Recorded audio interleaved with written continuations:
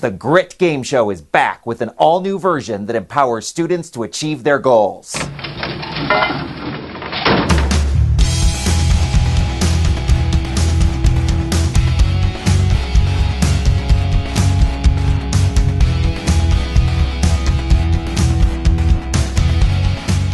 Every student has goals, from getting good grades to building a meaningful life.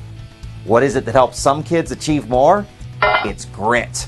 People who reach their dreams invest time, skills, and money in the things that matter most, even when they feel like giving up. We'll motivate your students to keep going when the going gets tough in our new version of the Grit Game Show. Student volunteers will compete in games like Mad Skills, which tests tweens on the skills they need to reach any goal, like being on time or honoring their commitments. Show Me the Money helps kids think about far-off financial needs like renting an apartment, as well as shorter-term things like paying for a cell phone.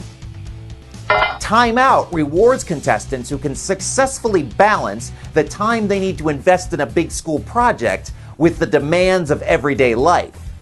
And in Action Plan, we coach tweens to find an action step they can take today that will help them achieve an academic goal.